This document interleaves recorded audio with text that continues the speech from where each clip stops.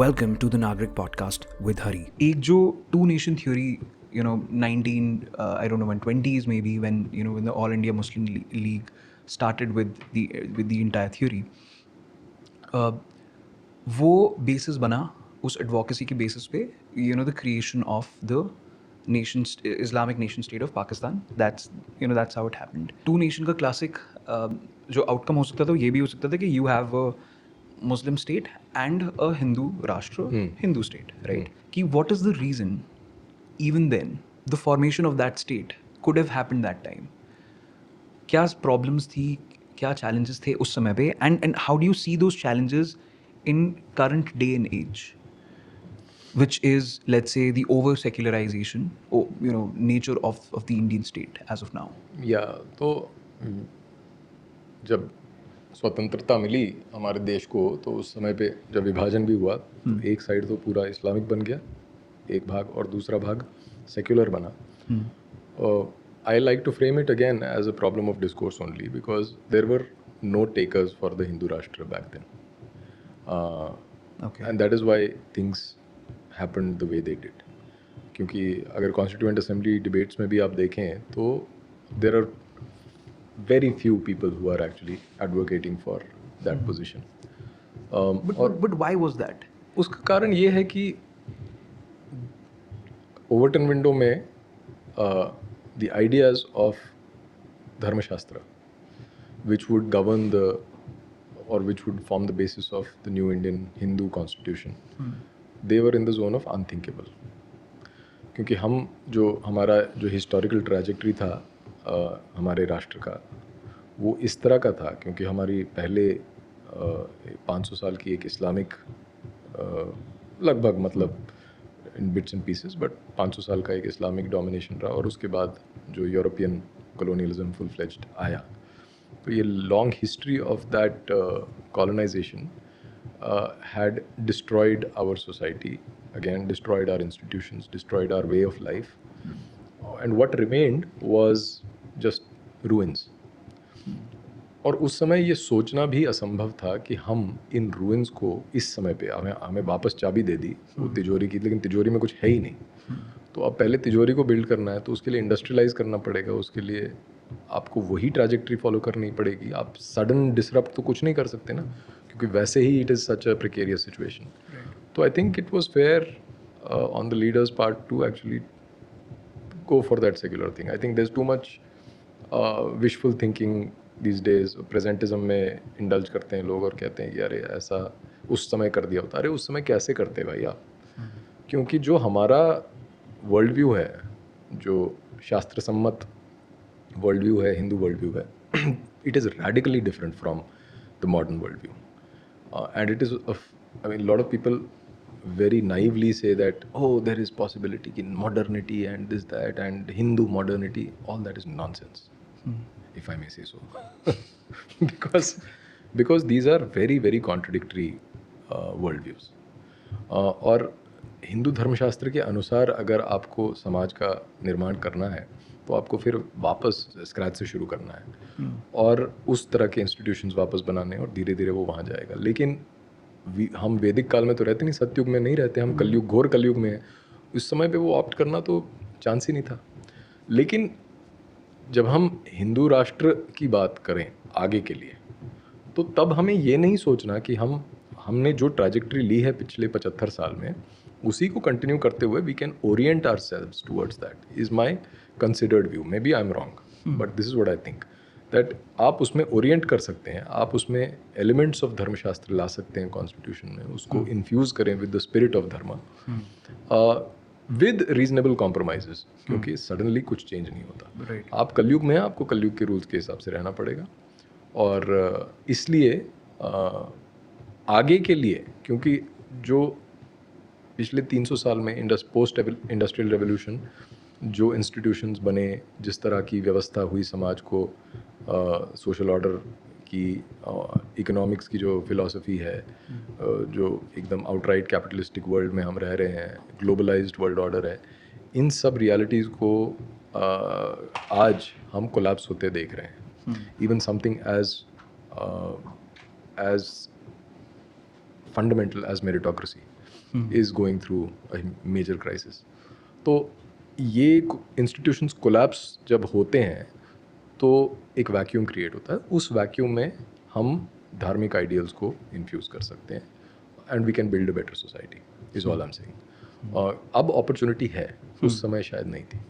उस पूरी चीज़ को एक क्लीन स्लेट बनाना तो ऑलमोस्ट नेक्स्ट टू इम्पॉसिबल होगा, पर जैसे ही देर इज़ सम अपॉर्चुनिटी या कुछ चर्न आपको होते हुए दिखता है, ji. That's the right time to infuse certain elements ji, in the ji, way ji, how ji. The entire thing is. आप सिंपल, आपने अभी नेशनल एजुकेशन पॉलिसी की बात की, तो उसमें जो नई एजुकेशन पॉलिसी है 2020 वाली, उसमें इंडिक नॉलेज सिस्टम्स को इंक्लूड किया गया है. तो that's a very good step. धीरे धीरे आप उसको वैसे ही इंक्रीमेंटली चेंज करेंगे. पर that did not come out of any major crisis. मतलब it coincided with Covid, but it wasn't driven by Covid. Right. वो तो वैसे ही it was in the works और उस टाइम अनाउंस हुआ. But going forward, you're going to see major crises, including employment ka, with the coming of AI, environmental crisis, water crisis, this crisis, that. वहाँ पे those are the moments when you make serious jumps, and that is when there is an opportunity for change. But we should be prepared for that. अगर हमने वो miss कर ली opportunities तो फिर we are in the same place again, at the mercy of whatever goes on in the West और in the other parts of the world. Let's say the over consumption exploitation of natural resources, right, which is leading to all sorts of crisis situation in case of water management, or let's say overall environment. वहाँ पे there is an opportunity, but my question here would be, have we put out that viewpoint even now? We know, I mean, हाँ, वो समस्या सबको दिखती है, वो सारी प्रॉब्लम सबको बिल्ड होते हुए धीरे धीरे एवरीवन इज सीइंग कि okay these problems are soon going to be huge issues, and especially for a country with as many people as we have, ये काफ़ी मेजर concerns होंगे. Inhabitability of the entire Indian subcontinent could be a challenge. पर क्या वो view points, even the seeds of the view points on how we tackle these problems, क्या वो exist कर रहा है आज? One reason can be that ये इंस्टीट्यूशन एज ऑफ डेट बिल्कुल ही नॉन एग्जिस्टेंट है, बट लाइक कौन वो व्यू पॉइंट्स को इन्फ्यूज़ करेगा? लाइक तो मैं अपना बैंड बजा देता हूँ अपना ही कि हम लोगों ने 2017 में Indic collective trust right institute किया था, which was in the news for all these big national headlines cases like Shabrimala and Padmanabha Swami, free Hindu temples. तो ये जो movement है free Hindu temples की, that our president T.R. Ramesh, he's been at it for the last 30 years, and he's one of the pioneers of the movement, and so that thing was in the news for all these news related issues. Right. But उसके पीछे की जो धारणा थी कि इसको institute क्यों करना है, उस ऑर्गेनाइजेशन को स्थापित ही क्यों किया गया, वो इसलिए ही था कि इन इश्यूज़ को लीगली कैसे टैकल करें, कि हम लीगल रिसर्च उस दिशा में ले जाएं कि वो कल को ऐसी क्राइसिस आते हैं तो we should have enough intellectual capital in the form of research papers and recommendations, policy recommendations, जो उस क्राइसिस के समय हम उनको प्रोवाइड कर सकें. So we are at it. मतलब रिसर्च की डायरेक्शन में हमें काफ़ी बाधाएं आई क्योंकि मेजरली फंडिंग. केसेस तो सबको समझ आते हैं तो केसेस हम करते रहते हैं, बट ये जो रिसर्च रिलेटेड जो चीज़ें होती हैं उसके आउटपुट्स इतने डिसर्नेबल नहीं होते, उसको लोगों को समझ भी नहीं आते, and people are less willing to fund it. You need a lot of money to actually employ the best brains to solve these problems. We are at it with the grace of the Devatas. I think we'll be there one day. But this is one example. I'm sure that there are other people who have come together and built other such institutions. I know quite a few people. I know the people at Brihat.